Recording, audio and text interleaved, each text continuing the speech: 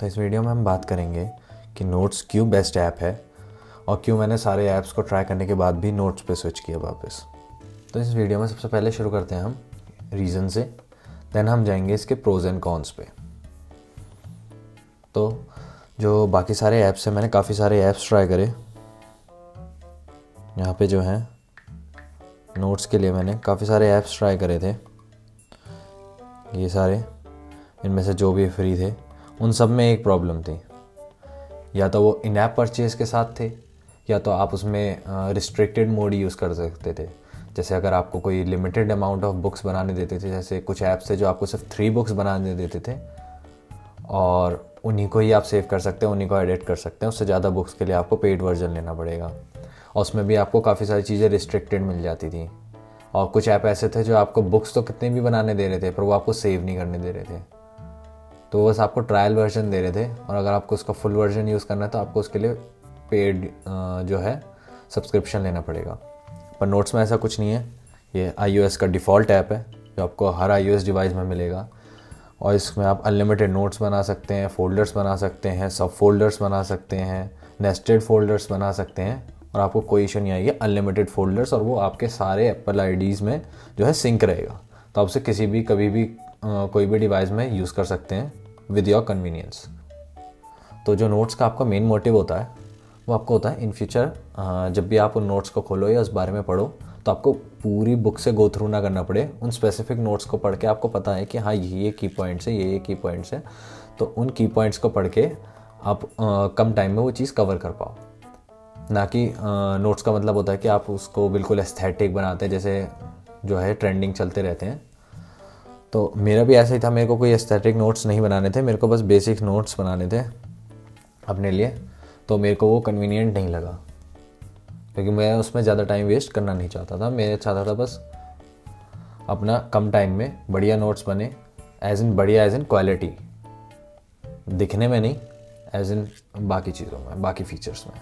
तो उसके बाद भी जो ऐप्स थे उसमें एक और कॉन ये था कि आप उसमें चलिए 3 बुक्स बना लेते हैं, वो आपको सेव भी करने दे रहे हैं, पर अगर आपको उसको सिंक करना है आपके बाकी सारे डिवाइसेस में तो आपको अकाउंट बनाना पड़ेगा या ऑनलाइन स्पेस लेना पड़ेगा, देन फिर से पेड है, तो ये भी कन्वीनियंट नहीं है। तो ऑलमोस्ट जो 90% ऐप्स हैं वो एक चीज़ में लैग करते हैं, सिंप्लिसिटी। जैसे कि मैंने आपको बताया, नोट्स सिंपल एंड क्विक होने चाहिए, वो जल्दी बनने चाहिए और आपका टाइम बचाना चाहिए, उससे घटना चाहिए। अगर आप उसमें टाइम इन्वेस्ट कर रहे हैं तो आपको उसमें कम टाइम लगना चाहिए बनाने में, एंड देन उसे जब दोबारा देख रहे हो, पढ़ रहे हो, तो उसमें और कम टाइम लगे, रेदर देन आप उसको बहुत बढ़िया बढ़िया बना रहे हैं और आप अपना टाइम वेस्ट कर रहे हैं। इससे बेटर है आप उससे ज़्यादा और सिलेबस कवर कर सकते हैं या पढ़ाई कर सकते हैं। तो यहाँ पे मैंने आपको सारे रीज़न्स बता दिए कि क्या मुझे रीज़न्स लगते हैं। अगर आपको लगता है कि मैं कोई रीज़न है जो रेलेवेंट नहीं लगा आपको मेरा, तो आप कमेंट में ये चीज़ बता सकते हैं। और अगर आपको लगता है कि कोई और बेटर रीज़नेबल रीज़न्स हैं आपके पास तो आप वो कमेंट में मेंशन कर सकते हैं। मैं अपनी नेक्स्ट वीडियो में उन सारे रीज़न्स को मेंशन करूँगा। तो ये सारी चीज़ें कवर करने के बाद अब बात करते हैं हम कि हम नोट्स पे क्यों आए। सबसे पहली चीज़ सिंपल है, बिल्कुल बेसिक थीम है। ऐसा नहीं है आपको इसे समझने में टाइम लगेगा। बाकी सारे जो ऐप्स हैं उसमें काफ़ी सारा चीज़ें दे रखी हैं तो आपको काफ़ी ज़्यादा टाइम लगेगा उसे समझने में, पर नोट्स बिल्कुल सिंपल है। उसके बाद नोट्स जो है हमारा वो फ्री टू यूज़ है और इसको आपको ख़रीदना नहीं पड़ेगा, इसमें कोई स्पेस नहीं खरीदनी पड़ेगी और ये आपके सारे एप्पल डिवाइसेस में सिंक रहेगा अगर आपने सेम एप्पल अकाउंट डाल रखा है तो नेक्स्ट चीज़ की हम जो बात करेंगे वो हम फीचर्स के बारे में बात करेंगे आपसे नोट्स के। तो सबसे ऊपर से शुरू करते हैं, लेफ़्ट से। तो यहाँ पे आप देख सकते हैं, यहाँ पे लिखा हुआ है फोल्डर्स। तो यहाँ पे आपके सारे फोल्डर्स रहेंगे और उनके अंदर आप कितने भी नोट्स डाल सकते हैं। तो सबसे पहले से शुरू करते हैं क्विक नोट्स। क्विक नोट्स आपका इस तरीके से आएगा, जैसे आप यूज़ कर रहे हैं और आपको कोई भी एकदम से कुछ चीज़ है जो आपके दिमाग में आती है तो आप यहाँ से इसे स्लाइड कर सकते हैं और आपका ये क्विक नोट खुल जाएगा और इसमें आप कुछ भी डाल सकते हैं। तो वो चीज़ वहाँ पे सेव होती रहेगी और आप डन कर देंगे। जैसे हम यहाँ जाएंगे तो क्विक नोट्स में ये चीज़ आ जाएगी इस तरीके से। दूसरा हम बात कर लेते हैं iCloud। iCloud के अंदर जो आपके जितने भी फोल्डर्स हैं वो सारे लिंक्ड रहेंगे और कनेक्टेड रहेंगे आपके सारे डिवाइसेस से जिसमें आपका अकाउंट लॉगिन है। तो ऑल क्लाउड मतलब इसमें वो सारे फोल्डर्स हैं जितने भी आपने अभी तक बनाए हैं और उनके अंदर जितने भी सारे नोट्स हैं वो सारे नोट्स आपको यहाँ पे मिल जाएंगे। दूसरा आपका नोट्स है, ये एक नॉर्मल डिफ़ॉल्ट फ़ोल्डर है जो आपको मिलेगा। तो जितने भी आप नोट्स बनाएंगे आपके डिफ़ॉल्ट इसी फ़ोल्डर में जाएंगे। देन आप कोई भी फ़ोल्डर यहाँ पे ऐड करेंगे तो वो इस तरीके से, जैसे मैंने बुक्स का ऐड कर रखा है, इसमें 2 नोट्स हैं, शायरी का ऐड कर रखा है, इसमें मल्टीपल नोट्स हैं। देन यहाँ पे आपको रिसेंटली डिलीटेड का मिल जाएगा, इसमें वो सारे नोट्स हैं जो मैंने रिसेंटली अपने यहाँ से डिलीट करे हैं। देन उसके बाद सबसे नीचे आपको ऑप्शन मिल जाता है फ़ोल्डर ऐड करने का। यहाँ से आप फ़ोल्डर का नाम डाल सकते हैं, जैसे मैं अभी न्यू फ़ोल्डर ही रहने दूंगा इसको, एंड न्यू कर देता हूँ इसको। देन हम इसको स्मार्ट फ़ोल्डर बना सकते हैं और यहाँ पे आपको फ़िल्टर्स मिल जाएंगे जिनके अकॉर्डिंग आप इनको फ़िल्टर आउट कर सकते हैं। टैग्स के नाम से, क्रिएटेड डेट के नाम से, एडिट के नाम से, शेयर्ड के नाम से, मेंशंस कर सकते हैं, @ मेंशन कर सकते हैं, जिससे आपको आसानी से हो, और मल्टीपल बहुत सारे ऑप्शंस मिलेंगे आपको। तो इसमें आप उन्हें फ़िल्टर कर सकते हैं और स्मार्ट फ़ोल्डर बना सकते हैं। उसके बाद आपको यहाँ डन पे क्लिक करना है, तो आप देखेंगे यहाँ पे आपको फ़ोल्डर जो है ऐड हो गया है। ये आपका अल्फ़ाबेटिकल ऑर्डर में रहेगा और इसमें आप अगर कोई भी नोट्स बनाएंगे, मैं यहाँ से बैक जाऊँगा तो ये आपका फ़ोल्डर में आ गया। न्यू फ़ोल्डर में आपका हाई गाइस करके एक फ़ोल्डर बन गया, नाम भी वो अपने आप दे देगा जो भी उसे रेलेवेंट लगता है। तो इस तरीके से आप मल्टीपल फ़ोल्डर्स बना सकते हैं। और अगर आप चाहते हैं कि आपको कोई नोट है, जैसे मैं मानता हूँ जैसे ये डूडल है, ये मेरे को किसी को नहीं दिखाना, तो मैं इसे सेलेक्ट करूँगा यहाँ से और यहाँ पे लॉक नोट्स, ये लॉक हो जाएगा। आपको अपना पासवर्ड डालना है या आईडी डालनी है, देन एडिंग टू लॉक, और ये आपका फ़ोल्डर लॉक हो गया। जब भी आप पासवर्ड से खोलेंगे या रिसेंटली खोलेंगे तो आपको अनलॉक मिलेगा, नहीं तो आपको इसको अनलॉक करना पड़ेगा पासवर्ड डाल के, तभी ये खुलेगा। तो अब इसे रैंडमली कोई भी एक्सेस नहीं कर सकता। तो अब बात कर लेते हैं नेस्टेड फ़ोल्डर्स की। इसमें हम नेस्टेड फ़ोल्डर बना सकते हैं। तो पहले आपको जाना पड़ेगा न्यू फ़ोल्डर पे, यहाँ पे बनाते हैं हम न्यू और इसका नाम रखते हैं हम new1। इसको हम यहाँ से डन करेंगे और ये हमारा new1 करके फ़ोल्डर बन गया। अब इसको हम होल्ड करके रखेंगे। यहाँ पे आएगा आपका ऑप्शन मूव का, हम यहाँ पे मूव पे क्लिक करेंगे तो ये आपसे पूछेगा कि आपको किस फ़ोल्डर में डालना है, न्यू फ़ोल्डर में डालना है या फिर आपको बुक्स में डालना है, न्यू में डालना है, शायरी में डालना है। और इसमें आपको न्यू का भी दिखाएगा पर आप उसमें डाल नहीं सकते, तो अब हम न्यू सेलेक्ट करेंगे तो आप यहाँ देखेंगे यहाँ पे ऊपर न्यू का फ़ोल्डर आ गया और नीचे सारे नोट्स, ऊपर सारे फ़ोल्डर्स। तो यहाँ पे आप सब्जेक्ट का नाम डाल सकते हैं, जैसे मैंने साइंस डाल दिया और साइंस में मैंने यहाँ चैप्टर डाल दिया, तो यहाँ chapter 1, chapter 2, chapter 3 and then उसके अंदर खोलेंगे तो यहाँ पे मेरे उस चैप्टर के नोट्स मिल जाएंगे सारे रिलेटेड। इस तरीके से हम ऑर्गेनाइज़ कर सकते हैं। तो बात कर लेते हैं नोट्स के अंदर आपको क्या क्या फ़ीचर्स मिलेंगे। तो ये नोट्स है, इसमें हम जाएंगे यहाँ पे पेन में, तो जो सबसे पहला पेन है उसमें ए लिखा होगा यहाँ पे और इसका मतलब है राइट टू टेक्स्ट। अगर यहाँ पे आप कुछ भी लिखेंगे वो आपका टेक्स्ट में कन्वर्ट हो जाएगा अपने आप, इस तरीके से। तो आप कुछ भी लिख सकते हैं यहाँ पे,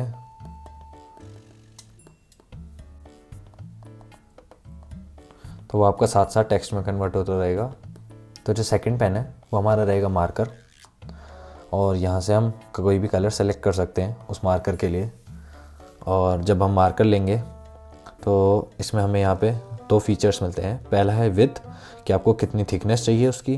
देन आपको मिलेगी ओपेसिटी, जैसे ये 100% ओपेसिटी है तो मैं यहाँ पे लिखता हूँ हाई, तो आप देख सकते हैं इसकी विड्थ। और अगर मैं विड्थ यहाँ से लास्ट वाली सेलेक्ट करता हूँ तो मैं हाई लिखता हूँ तो आप देख सकते हैं विड्थ इस तरीके से बढ़ेगी। देन जो ये है ओपेसिटी, अगर मैं सेम चीज़ को यहाँ लिखता हूँ तो आप देख सकते हैं ओपेसिटी इसकी कम हो गई है। अगर मैं विड्थ इसमें कम करके लिखता हूँ तो आप इस तरीके से देख सकते हैं। उसके बाद नेक्स्ट जो है हमारा वो नॉर्मल पेन है, तो इसमें भी आपको विड्थ का मिलेगा ऑप्शन एंड देन ओपेसिटी का मिलेगा। तो इसमें आप कुछ भी लिख सकते हैं।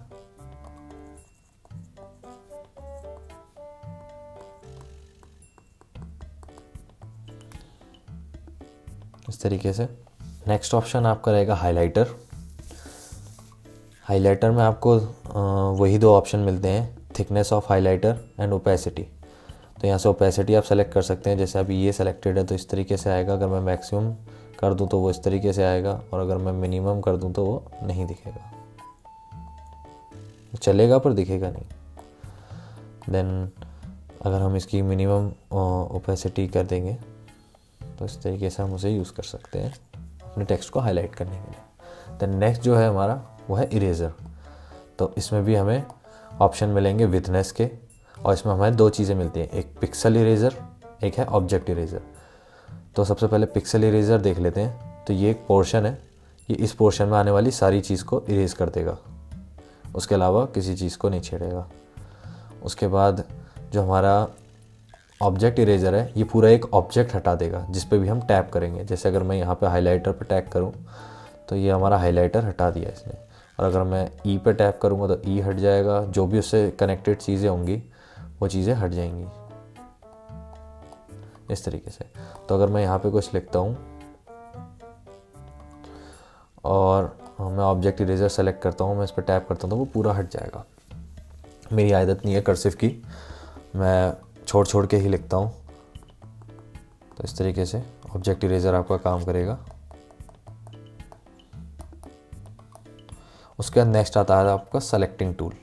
तो मैं यहाँ पे लिख देता हूँ, और उसके बाद ये सेलेक्टिंग टूल यूज़ करता हूँ। तो इसके बाद हम इस पोर्शन को ऐसे सेलेक्ट करेंगे तो ये हमारा सेलेक्ट हो गया, और इसको हम कहीं भी मूव कर सकते हैं। तो जैसे मैं चाहता हूँ हाई गाइज में यहाँ पे चाहता हूँ, और उसके बाद मैं चाहता हूँ इस तरीके से। तो अब मैं सेलेक्टिंग टूल यूज़ करता हूँ, और मैंने इस पूरे को सेलेक्ट करा कि मुझे पूरा मूव करना है यहाँ पे, ठीक है। और अब मैं चाहता हूँ, जैसे अगर मैंने सेलेक्टिंग टूल यूज़ करा, मैंने हाउ को कर दिया ऊपर, और यू को सेलेक्ट करके कर दिया नीचे, इस तरीके से। तो हम इस तरीके से कोई भी जो टेक्स्ट होगा उसको सेलेक्ट कर सकते हैं अपने हिसाब से। तो अगर आपके टेक्स्ट जो हैं वो काफ़ी सारे पास पास में लिखे हुए हैं, जैसे मैंने लिखा ये हाउ, और यहाँ पे मैंने लिख दिया दिस, ज़्यादा पास हो गया, ये मैंने लिख दिया दिस। अब मुझे सिर्फ दिस सेलेक्ट करना है, तो हम यहाँ से इसे लेंगे सेलेक्टर को, यहाँ से इसे सेलेक्ट करना शुरू करेंगे और हाउ से हटाते हुए ले लेंगे। और जो सेकंड ऑप्शन हमारा सेलेक्ट करने का रहता है वो ये है कि अगर हम फिंगर को होल्ड करके रखेंगे और इसे सेलेक्ट कर सकते हैं और मूव कर सकते हैं, और हम इसे कम सेलेक्ट भी कर सकते हैं। तो इसमें यूजुअली होता क्या है कि कभी कभी हम सेलेक्ट नहीं कर पाते। अब ये इसका टी का ऊपर वाला पोर्शन ले रहा है और हाउ ले रहा है, मैं ये नहीं चाहता ना टी का जो है अलग हो जाए, तो इस वजह से प्रेफर करते हैं इसको। और जो उसके बाद ऑप्शन मिलता है वो हमें मिलता है स्केल का। तो ये स्केल है हमारा, इसको हम कहीं भी रख सकते हैं इस तरीके से। और उसके बाद अगर हम पेन लेंगे और उसे चलाएंगे स्केल पे तो वो इस तरीके से चल जाएगा। अगर हम स्केल उठाएंगे वो सीधी लाइन आएगी, और अगर मैं चाहता हूँ इस तरीके की तो इस तरीके से लाइन आएगी, वो अपने आप स्टिक कर जाएगा जैसे ही आप उसको यूज़ करेंगे। स्केल के पीछे ये चीज़ काम नहीं करती, स्केल के आगे काम करती है इस तरीके से। तो अगर आप पीछे कुछ करेंगे पीछे वो स्टिक नहीं होगा, आगे अपने आप स्टिक हो जाएगा। ये देखिए मैं यहाँ पे लेके आता हूँ और ये अपने आप स्टिक हो गया इस तरीके से। उसके बाद जो नेक्स्ट टूल हमें मिलता है वो है हमारी पेंसिल। तो ये एक तरीके के जो पेंसिल कलर्स होते हैं उस टाइप का है। तो इसकी पहले मैं आपको विड्थ बढ़ा देता हूँ जिससे आप इसको देख पाएँ, और ओपेसिटी भी थोड़ी सी बढ़ा देता हूँ। हम ग्रीन लेके देखते हैं, और यहाँ से आप देख सकते हैं बिल्कुल जैसे पेंसिल कलर्स चलते थे इस तरीके से ये चलेगा। इसकी आप ओपेसिटी में मैक्सिमम कर सकते हैं, विड्थ घटा बढ़ा सकते हैं, तो इस तरीके से। तो जो नेक्स्ट ऑप्शन है वो हमारा रहेगा क्रियॉन। हम इसमें ब्लू कलर लेते हैं, तो इस तरीके से आप देख सकते हैं जैसे हम क्रियॉन चलाते थे, जो क्रियॉन पेंसिल आती थी, मतलब पेंसिल टाइप आती थी वो क्रियॉन, वो पूरा कलर होता था बार एक तरीके का, और उसे हम यूज़ करते थे। तो ये आपका क्रियॉन कलर हो गया। इसमें आप उसकी जो है विड्थ कम कर सकते हैं, इस तरीके से अपने नोट्स को सजा सकते हैं, चीज़ें बना सकते हैं उसकी वजह से। देन जो हमारा नेक्स्ट ऑप्शन है वो आपका इंक पेन है। इसका आपको जो मेन है वो आपको हाई विड्थ पे पता चलेगा। तो अगर हम इसमें कोई भी कलर लेते हैं, जैसे हमने येलो ले लिया यहाँ पे, और हम यहाँ जाते हैं और मैं यहाँ लिखता हूँ हाई इस तरीके से, तो आप देख सकते हैं बिल्कुल जैसे इंक पेन चलता है इस तरीके से चलेगा। तो अगर आपको कोई फैंसी टेक्स्ट लिखना है या कुछ भी लिखना है, या आपको कोई कोट लिखना है, तो आप इस तरीके से इसमें लिख सकते हैं। यही सेम चीज़ आपकी जो है कम विड्थ वाले पे भी चलेगी इस तरीके से। तो आप यहाँ पे अपना नाम लिख सकते हैं इस तरीके से जैसा आपको कन्वीनियंट लगे। तो जो नेक्स्ट ऑप्शन है वो हमारा है ब्रश। तो ये हमारा ब्रश टूल रहेगा और जैसे हम ब्रश यूज़ करते हैं ये इस तरीके से चलेगा। वो ये लग स्प्रे, इसकी एनिमेशन स्प्रे की तरह रही है पर ये है ब्रश टूल। तो आप इसमें इसकी भी विड्थ जो है वो चेंज कर सकते हैं अकॉर्डिंगली और उसको यूज़ कर सकते हैं। उसके बाद जो नेक्स्ट यहाँ पे हमें कलर वाले फीचर्स मिलते हैं, हम इनको भी यहाँ कस्टमाइज़ कर सकते हैं। यहाँ पे अब आपको ऑप्शन है मल्टी कलर सेलेक्टर का, हम इसमें यहाँ पे जा सकते हैं और इसमें आपको 3 ऑप्शन मिलेंगे। पहला आपका रहेगा grid, then spectrum, then slider. तो शुरू करते हैं हम ग्रिड से। इसमें आप कोई भी कलर जो आपको अपने हिसाब से लगता है कि हाँ मुझे ये कलर यूज़ करना है, आप कोई भी कलर सेलेक्ट कर सकते हैं। देन उस कलर की ओपेसिटी यूज़ कर सकते हैं। जैसे मैं यहाँ पे लेता हूँ पर्पल, देन मैं उसकी ओपेसिटी कर दी 68%, तो मैं उसको यहाँ पे यूज़ कर सकता हूँ इस तरीके से। ये मैंने लिया पर्पल, ओपेसिटी 49% और इस तरीके से। और मेरे को अगर इसे 100% पे यूज़ करना है तो 100% और ये इस तरीके से यूज़ कर सकते हैं। देन अगर आप चाहते हैं कि आपको कुछ कलर्स हैं जो आपको यूजुअली यूज़ करने हैं रेदर देन इन सबको, ये जो डिफ़ॉल्ट कलर्स हैं ये आपके रहेंगे ही, तो आप कोई भी कलर ले सकते हैं। और मैं चाहता हूँ ये ओपेसिटी इतने पे हो तो आप इसे प्लस कर देंगे, ये ओपेसिटी के साथ वहाँ पे हो जाएगा। तो आपको बार बार ओपेसिटी कलर सेलेक्ट करके नहीं करना पड़ेगा। जैसे मैं डार्क रेड चाहता हूँ और मैं चाहता हूँ उसकी ओपेसिटी 79 या 89% हो, तो मैंने सेलेक्ट कर दिया, वो ओपेसिटी के साथ वहाँ सेव हो गया।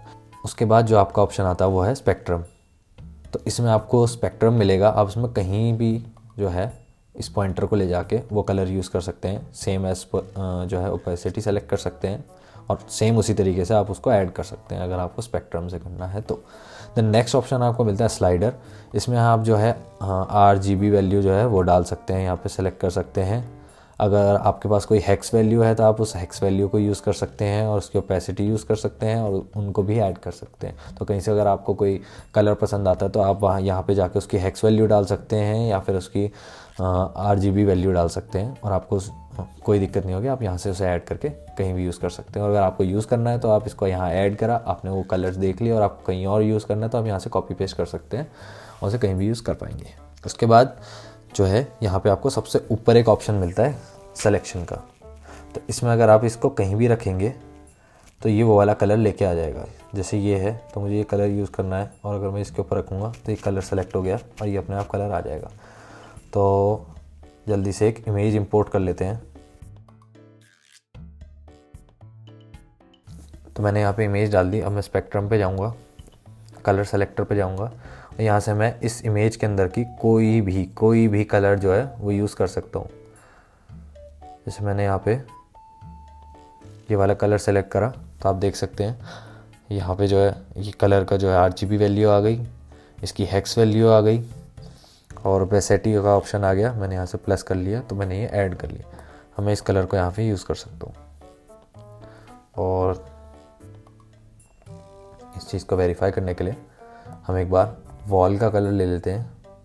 यहाँ पे ये कलर आ गया हमारा और इसको अगर हम यूज़ करेंगे तो आप देख सकते हैं कलर जो है वॉल का और इसका सेम है। तो जो नेक्स्ट फीचर आपको मिलेगा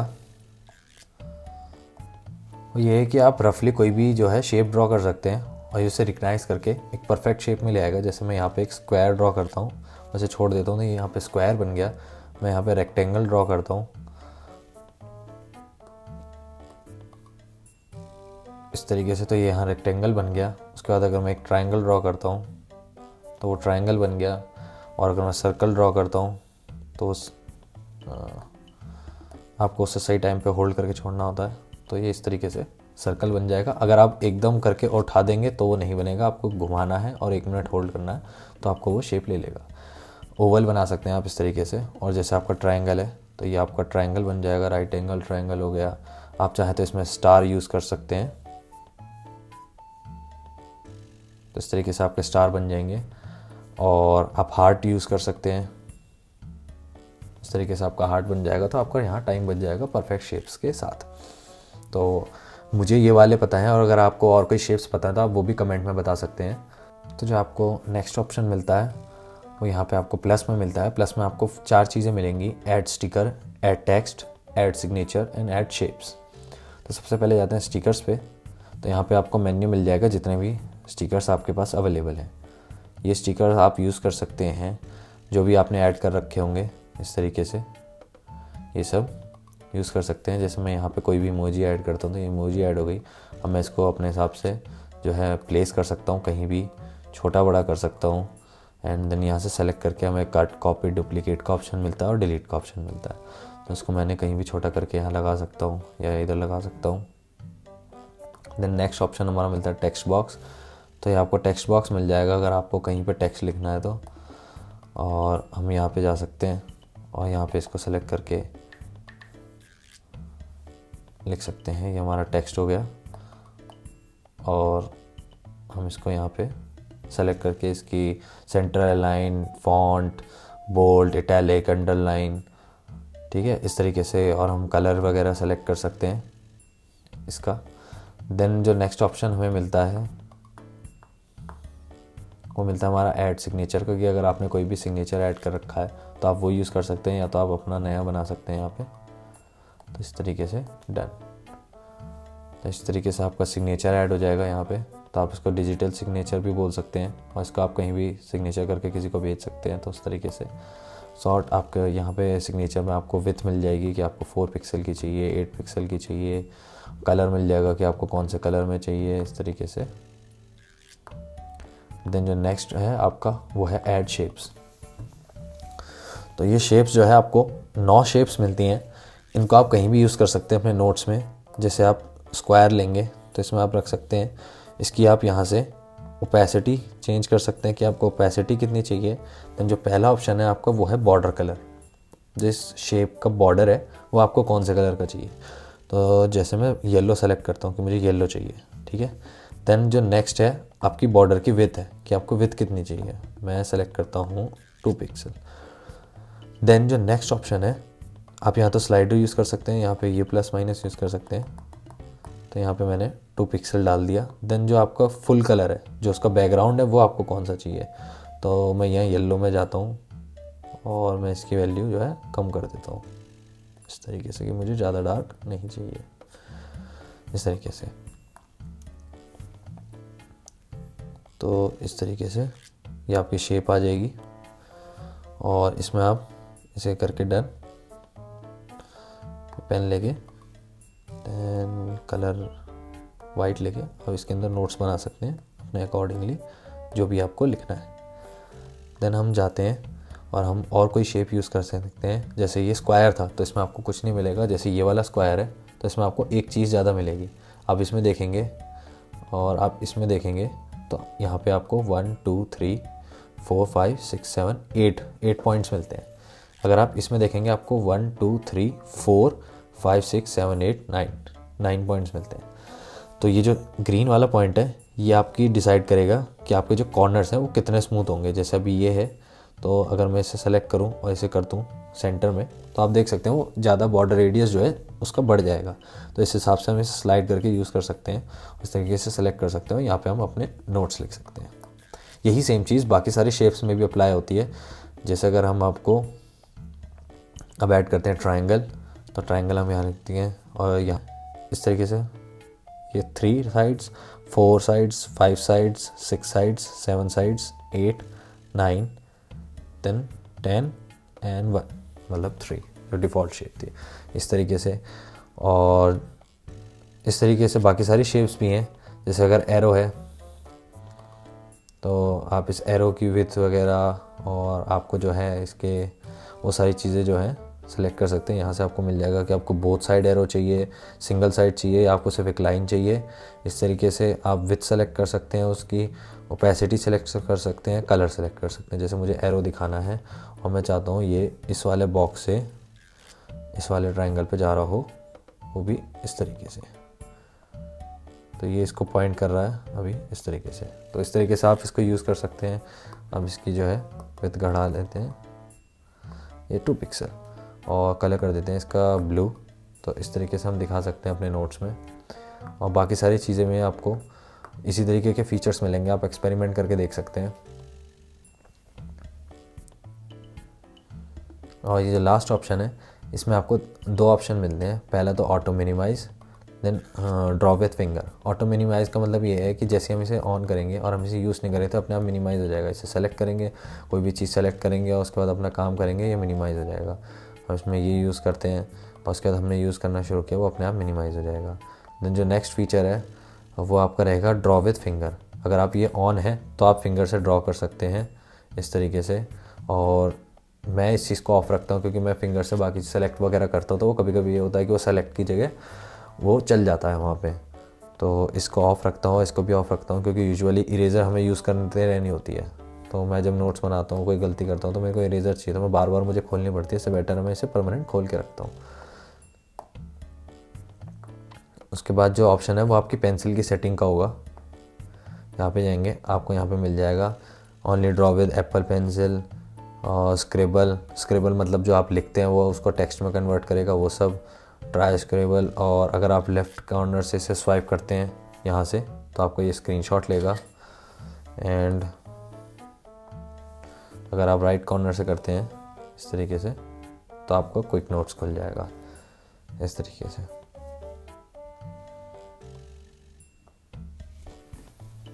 अब हम आ जाते हैं अपने लास्ट फीचर पे। तो लास्ट फीचर हमारा यहाँ आएगा। यहाँ पे आप जब इसे यूज़ कर रहे होंगे, यहाँ पे सबसे ऊपर आपको 3 डॉट दिखेंगी। ये 3 डॉट पे जब हम जाएंगे तो हमें यहाँ पे full screen, split screen and slide over मिलेगा। तो सबसे पहले फुल स्क्रीन का मतलब है कि ये पूरी स्क्रीन लेगी, और हम स्प्लिट व्यू पे जाते हैं उसके बाद। तो स्प्लिट व्यू जो है ये आपको सेलेक्ट करने का ऑप्शन देगा कि आपको क्या नेक्स्ट ऐप सेलेक्ट करना है, तो ये आपने कर लिया। और अगर आप चाहते हैं कि आपका जो टैब है वो इस साइड खुले एंड ये है, तो यहाँ पे आपको स्प्लिट व्यू में जाना है और ये जाना है राइट साइड सेलेक्ट करनी है, तो वो आपका राइट में आ जाएगा।